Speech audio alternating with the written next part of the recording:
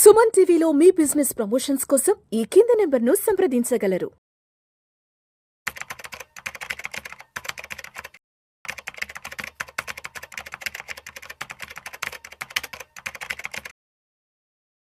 నమస్తే, నేను జీవి సత్యనారాయణ. ఈ వీడియోలో బంగారం ఇప్పుడు 1,00,000 దాటిపోయింది, 1,00,000 దాటిందంటారు. మరి 1,00,000 దాటిన తర్వాత మరి ఇప్పుడు కొనుక్కోవటం శ్రేయస్కరమా, వెయిట్ చేయడం శ్రేయస్కరమా? కొనుక్కుంటారు, తగ్గొచ్చు. ఆగిండ్రు, కొనలేదు, పెరిగే ఉండొచ్చు. కాబట్టి మనం ఏం చూడాలి, ఏం చేయాలి? దీనికి ప్రత్యామ్నాయ మార్గాలు ఏమైనా ఉన్నాయా? లేదు, మనము కొనాలా, వెయిట్ చేయాలా? ఈ కొనాలా, వెయిట్ చేయాలనే దానికి నా సలహా మాత్రము, నా అభిప్రాయం మాత్రమే ఇది. ఎందుకు చెప్తున్నానంటే ఈ బంగారం అనేది మన మార్కెట్లు కాదు, వరల్డ్ మార్కెట్లు బేస్ అయి ఉంటుంది. ఈ వరల్డ్ మార్కెట్లో ఏవైతే బేస్ అయి ఉంటుందో డిమాండ్ సప్లై, ఈ వరల్డ్ మార్కెట్లో అంటే పొలిటికల్ సిచ్యువేషన్ అనుకోండి, కరెంట్ అఫైర్స్ అంటే ఏంది, ఇప్పుడు ఎప్పుడు ఏ న్యూసు ఏ విధంగా వస్తుందో తెలవట్లేదు. అంటే ఆ న్యూస్ తోటే గోల్డ్ కూడా అప్ అండ్ డౌన్ జరుగుతుంది. షేర్ మార్కెట్ పెరుగుతూ వచ్చింది అనుకోండి, ఏదైనా గుడ్ న్యూస్ వచ్చి గోల్డ్ పడుతుంది. షేర్ మార్కెట్ పట్టడం మొదలుపెట్టింది అనుకోండి, బ్యాడ్ న్యూస్ వచ్చి గోల్డ్ పెరగటం మొదలు పెడుతుంది. ఇవన్నీ కూడా మీరు డైలీ అబ్జర్వ్ చేసుకోవాల్సిందే. ఈ డైలీ అబ్జర్వ్ చేసుకోవాలంటే పేపర్లు ఉన్నాయి, యాప్లు ఉన్నాయి, వెబ్సైట్లు ఉన్నాయి, ఛానల్స్ ఉన్నాయి. దానికి సంబంధించిన లేటెస్ట్ ఇన్ఫర్మేషన్ సంబంధించి మనం ప్రతి వీడియోలో చెప్తున్నాం. గోల్డ్కి సంబంధించి ఇన్వెస్టింగ్.com లైవ్ రేట్స్ వస్తాయి. LBMA వెబ్సైట్ ఉంటుంది, దాంట్లో లైవ్ గోల్డ్ ప్రైసు ఫిక్స్ చేసింది ఏదైతే ఉందో అది తెలుస్తుంది. అయితే ఇప్పుడు 1,00,000 దాటింది, మరి ఎక్కడ కొనాలి, ఎప్పుడు కొనాలి, ఎంత కొనాలి అంటే, ఉదాహరణకి పెళ్ళిళ్ళు ఉన్నాయి అనుకోండి, ఇక తప్పదు. మనము ఎప్పుడైనా కానీ ప్రీ ప్లాన్ ఉండాలి. ఒకవేళ పెళ్ళి కుదిరి ఉండి కొనాలి అంటే తప్పదు. బేసిక్ ఏవైతే మంగళసూత్రాలు ఏవైతే బేసిక్ ఉంటాయో అవి కొనుక్కోవాలి. ఇక తర్వాత నెక్స్ట్ నుంచి ప్లాన్ చేసుకొని తగ్గినప్పుడు మళ్ళీ ఏవైతే బ్యాలెన్స్ ఉంటాయో, ఇంకేవైతే కొనదలుచుకున్నామో అవి ప్లాన్ చేసుకొని కొనుక్కోవడం ఒక పద్ధతి. ఇక రెండో పద్ధతి, పెండ్లి ఇంకా టైం ఉందనుకోండి, ఇప్పటి నుంచి డైలీ అవగాహన ఏర్పరచుకోవాలి గోల్డ్ మీద. ఈ అవగాహన తెచ్చుకోవడం అంటే ఏంటిది, వరల్డ్ మార్కెట్లో ఏమవుతుంది, డిమాండ్ ఏంది, యూసేజ్ ఏంది, మైన్స్లో ప్రొడక్షన్ ఉందా లేదా, మైన్స్లో ప్రొడక్షన్ పెరిగే అవకాశాలు ఉంటాయి. తర్వాత ఇప్పుడు ఈ నిల్వలు ఏవైతే ఉన్నాయో, ఈ నిల్వలు అన్ని దేశాలు జమ చేస్తున్నాయి. ఎక్కడో ఒక దగ్గర ఏదో ఒక దేశం మళ్ళీ ఆ నిల్వల్ని డంప్ చేస్తాయి మార్కెట్లోకి. ఎందుకంటే ఆల్ టైమ్ హైకి పోయినాక మనమే కాదు, దేశాలు జమ చేసి ఉన్నటువంటి గోల్డ్ని వాళ్ళు కూడా అమ్మి క్యాష్ చేసుకోవాలని అనుకుంటారు. ఇప్పుడు ఉదాహరణకి ఎప్పుడైనా కానీ, ఇప్పుడు హైదరాబాద్ రియల్ ఎస్టేట్ అన్నారు, 2 నెలలు అయింది. ఏది రియల్ ఎస్టేట్ డౌన్ అంటారు. అంటే అంతకుముందు ప్రతిరోజు రియల్ ఎస్టేట్ గురించే మాట్లాడేది టీవీలు, ఛానళ్ళు, పేపర్లు. ఇక హైదరాబాద్లో కొనలేము, జాగ్ కొనలేము, ఫ్లాట్ కొనలేము, ఇల్లు కొనలేము, విల్లా కొనలేము అనేది. ఇప్పుడు ఏమైంది, 2 ఏళ్ళు అయింది, కొనేవాడే లేడు. అంటే డిమాండ్ లేదు అని అర్థం. అంటే సప్లై ఎక్కువ ఉంది, ప్రొడక్షన్ ఎక్కువ ఉంది, యూసేజ్ తక్కువ ఉంది, అప్పుడు రేట్లు పడిపోతాయి. సేమ్ ఇప్పుడు గోల్డ్ విషయం మీద పేపర్లు, టీవీలు, ఛానళ్ళు, మ్యాగజైన్స్, ఫంక్షన్స్, ఎవరు ఎక్కడికి పోయినా మాట్లాడేది ఫస్ట్ గోల్డే. 1,00,000 దాటిపోయిందట కదా, 1,00,000 దాటిపోయింది కదా, 1,00,000 దాటింది కదా, మనం కొనాలన్నా, అనవసరంగా మిస్ అయిపోయినవి, కొనుక్కుంటే ఈరోజు నాకు అంటే మ్యారేజెస్ అనుకోండి, లేకపోతే ఇప్పుడు కొడుకు ఉండనుకోండి కోడలికి ఇవ్వాలి, అమ్మాయి ఉందనుకోండి అమ్మాయి పెళ్ళికి ఇవ్వాలి.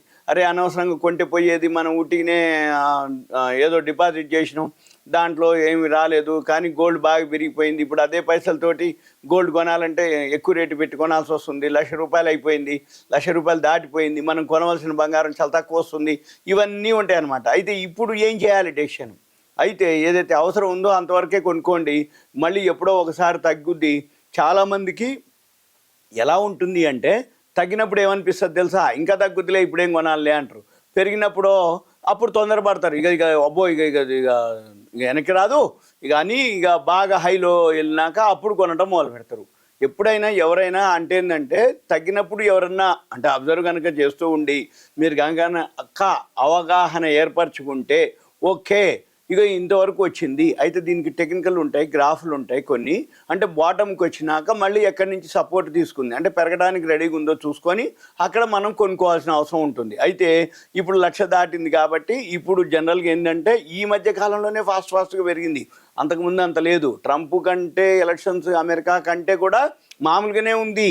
మామూలుగా అంటే పెరుగుతూ వచ్చింది మార్కెట్లో.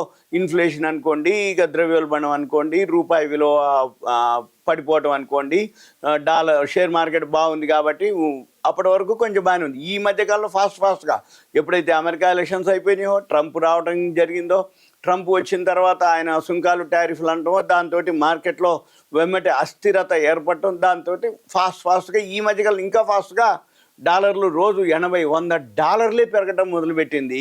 ఏ రోజుకి ఆ రోజు ఆల్ టైం హైక్ పోవడం జరిగింది. ఇప్పుడు 1,00,000 దాటిపోయింది. ఇంకా 1,10,000 కూడా అంటారు. పెరిగేటప్పుడు 1,00,000 అంటారు, 1,00,000 దాటింది కాబట్టి 1,10,000 అంటారు. 1,10,000 కనుక రీచ్ అయితే 1,20,000 కూడా అంటారు. కాకపోతే మనం ఏంటిది, దాని మీద కొంచెం అవగాహన ఏర్పరచుకుంటే అది ఎప్పుడు పెరుగుతుంది, ఎందుకు తగ్గుతుంది, ఎక్కడ కొనాలి, ఎక్కడ మనము కొనుక్కోవడానికి రెడీగా ఉండాలి, ఈ లోపల ఫండ్స్ మనం అరేంజ్ చేసి పెట్టుకోవాలి, ఇవన్నీ చూసుకోవాలి. అయితే ఈ మధ్య కాలంలో పసిడి పెరగడానికి చాలా కారణాలు. ఒకటేంది, ఈ ఈ ట్రంప్ ఒకటి. అయితే ట్రంప్ కంటే ముందు రష్యా ఉక్రెయిన్ వారు. ఈ ట్రంప్ వచ్చిన తర్వాత ఇదే న్యూస్, ఇక వేరే పెద్దగా ఏం న్యూస్ లేవు. దీంతో గోల్డ్కి బాగా పెరగటం. అయితే చాలామంది ఏంటంటే ఎక్కడ పెట్టుబడి పెట్టాలి, ఇప్పుడు కొనుక్కుని అనుకోండి లాభం ఉంటుందా లేదా అనేది. అయితే ఇప్పుడు ఎప్పుడైనా కానీ జనరల్గా ఏం జరుగుద్ది అంటే, ఏ మార్కెట్ కనుక డౌన్లో ఉంది, ఏ మార్కెట్ కనుక బాటంలో ఉంది, ఆ మార్కెట్లో పెట్టుబడి పెట్టాలి. ఇప్పుడు గోల్డ్ ఇప్పుడు కొంటే లాభం వస్తుందా అంటే, 1,00,000 దాటినాక కొనుక్కుంటే అవసరమైంది, కొనుక్కుంటే ఓకే పెళ్ళి కాబట్టి. ఇంకా వేరే విధంగా ఇన్వెస్ట్మెంట్ కంటే కొంచెం డౌటే. ఎందుకంటే మరి దీని మీద రిటర్న్స్ రావాలి. అంతకుముందు కొనుక్కున్న వాళ్ళకి వచ్చిన బెనిఫిట్కు దీనికి చాలా తేడా ఉంటుంది. అయితే ఇప్పుడు రియల్ ఎస్టేట్ ఉంది. రియల్ ఎస్టేట్ అనగానే ఎవరైతే రియల్గా ఇంట్రెస్ట్ ఉందో, ఎవరికైతే కొనుక్కుందాం అనుకుంటారో, రియల్ ఎస్టేట్ తక్కువ ఉంది కాబట్టి రియల్ ఎస్టేట్లో కొనుక్కునేవటం అనేది ఉత్తమమైన అంటాం. అయితే చాలామంది ఏమంటారు అంటే, రియల్ ఎస్టేట్ డౌన్ అయింది కాబట్టి, తగ్గింది కదా, ఇప్పుడు ఎందుకు కొనుక్కోవాలి, ఇంకా తగ్గుద్ది కదా, చూద్దాంలే, ఇంకా టైం ఉందిలే అనుకుంటారు. మళ్ళీ ఎప్పుడో బాగా పెరిగినాక అనుకున్న కానీ మిస్ అయిపోయిన భయ అంటారు. ప్రతి విషయంలో చాలామంది 100-90 మందికి ఇదే ఉద్దేశం ఉంటుంది. బాగా పెరిగినప్పుడు అప్పుడు ఇంట్రెస్ట్ చూపిస్తారు, బాగా పడ్డప్పుడు ఇంట్రెస్ట్ చూపించమంటే ఏమలే అబ్బా పెద్దగా ఏముందిలే, ఇప్పుడు ఏమి అంత దాని మీద ఏమి రిటర్న్స్ రావులే అనుకుంటాడు. ఎందుకు, బాటంలో ఉంది మార్కెట్, అంత లేదు కదా. ఇప్పుడు రియల్ ఎస్టేట్ బాగలేదు, కానీ రియల్ ఎస్టేట్లో ఎవరైతే పెట్టుబడి పెడతారో తర్వాత మళ్ళీ రియల్ ఎస్టేట్ పెరిగినప్పుడు వాళ్ళు బెనిఫిట్ పొందుతారు. గోల్డ్ కూడా అంతే, పడ్డప్పుడు ఇన్నేళ్ళ నుంచి పెరిగింది లేదు, నా పెళ్ళప్పుడు ఇంత ఉంది, 10 ఏళ్ల కింద ఇంత ఉంది, మా అమ్మాయి పుట్టినప్పుడు ఇంత ఉంది, మా అబ్బాయి పుట్టినప్పుడు ఇంత ఉంది, ఇలా చెప్పుకొస్తారు తప్ప ఇన్వెస్ట్మెంట్ చేయడానికి ఎక్కడికంటే ఎక్కడికక్కడికి ఆ రేటే ఎక్కువ రేట్ అనుకుంటారు ఆ టైంలో. అయితే వీటికంటే కూడా మామూలుగా ఏంటంటే గోల్డ్ ఈటీఎఫ్లు ఉంటాయి. ఇప్పుడు అడ్వాన్స్ అయిపోయింది మార్కెట్ మొత్తం. ఫిజికల్ గోల్డే కొనక్కర్లే, 1,00,000 పెట్టి తులం కొనక్కర్లే. మీ దగ్గర 7,000, 8,000 అంటే గ్రాము ఈ కొనుక్కోవచ్చు. అంటే 24 క్యారెట్స్ ఆన్లైన్లో చాలా ఉన్నాయి వెబ్సైట్లు. ఇప్పుడు ఆ వెబ్సైట్లు చాలా వాటిల్లో మీరు అబ్జర్వ్ చేయొచ్చు. ఇంకా మీకు క్రెడిట్ కార్డు మీద కొనుక్కుంటే క్రెడిట్ కార్డు మీద టైం ఉంటుంది, తర్వాత క్రెడిట్ కార్డు మెచ్యూరిటీ అది పేమెంట్ టైం వచ్చేటప్పటికి అమ్మేసి కూడా మీరు చేయొచ్చు. అంటే కొంచెం రిస్క్ ఉంటుంది అనుకోండి, అది అలవాటు పడాలి, తెలవాలి. ఆ రిస్క్ని బట్టి లోలో ఉన్నప్పుడు, బాటంలో ఉన్నప్పుడు కొనాలి. క్రెడిట్ కార్డు డేటు టైం చూసుకోవాలి, ఎంటర్ అవ్వాలి. మళ్ళీ క్రెడిట్ కార్డు పేమెంట్ వచ్చే టైంకి మనం చూసుకొని మార్జిన్ చూసుకొని ఎంతో కొంత మళ్ళీ మన కాడ ఫండ్స్ ఉండాలి. అంతే తప్ప మొత్తం క్రెడిట్ కార్డు మీదనే ఆధారపడకూడదు. ఇకపోతే ఈ గోల్డ్ ఈటీఎఫ్లు ఉన్నాయి, గోల్డ్ ఈటీఎఫ్లు, సిల్వర్ ఈటీఎఫ్లు. అవి చాలా బెస్ట్ మెథడ్. చిన్న అమౌంట్లు బిలో 100 రూపీస్లోనే ఉంటాయి అవి. మీరు కొనుక్కోదలుచుకుంటే బిలో 100 రూపాయలు ఉన్నా కానీ, మీకు ఎప్పుడు 100 రూపాయలు ఉన్నా కానీ ఒక ఈటీఎఫ్లు కొనుక్కోవచ్చు. గోల్డ్ ఉన్నాయి, సిల్వర్ ఈటీఎఫ్లు ఉన్నాయి. అయితే సావరిన్ గోల్డ్ బాండ్స్ వచ్చేది ఇప్పుడు లేవు, గవర్నమెంట్ ఇష్యూ చేయట్లేదు, కానీ సెకండరీ మార్కెట్లో సావరిన్ గోల్డ్ బాండ్లు దొరుకుతాయి. అంటే అంతకుముందు ఎవరైతే సావరిన్ గోల్డ్ బాండ్లు అప్లై చేశారో వాళ్ళు అమ్ముతూ ఉంటారు, మనం కావాలంటే కొనుక్కోవచ్చు. ఆ అది కూడా మార్కెట్ రేట్తో పాటుగా అటు ఇటుగానే ఉంటుంది, కాకపోతే డిమ్యాట్లో ఉంటుంది, ఫిజికల్గా ఉండవు. కావాలి అనుకుంటే మళ్ళీ మనము రేటు పెరిగినాక అమ్మేసి ఆ అమౌంట్ తోటి మళ్ళీ ఫిజికల్ కావాలంటే చేసుకోవచ్చు. లేదు అనుకుంటే ఇక ఇప్పుడు ఇన్వెస్ట్మెంట్ అనేటప్పటికి ఒక గోల్డే అనేది అవసరం లేదు. షేర్ మార్కెట్ ఉన్నాయి, మ్యూచువల్ ఫండ్స్ ఉన్నాయి, ఈటీఎఫ్లు ఉన్నాయి, వీటితో పాటు ఫిక్స్డ్ డిపాజిట్స్ ఉన్నాయి, బాండ్స్ ఉంటాయి. వీటితో పాటు మళ్ళీ ఇప్పుడు డిజిటల్ గోల్డ్ కూడా వచ్చింది. డిజిటల్ గోల్డ్ అంటే ఏంటిది, ఎంఎంటీసీ కానీ, పిఐఎంసీ కానీ, ఆగ్మౌంట్ కానీ, ఇవి ప్లాట్ఫామ్లు ఉన్నాయి. అవన్నీ కూడా 24 క్యారెట్స్ గోల్డ్ని మనం డిజిటల్గా కూడా కొనుక్కోవచ్చు. అక్కడ ఏంటిది, ఏదైతే గోల్డ్ ఉందో గోల్డ్ వెయిట్ ప్రైస్ అన్నమాట.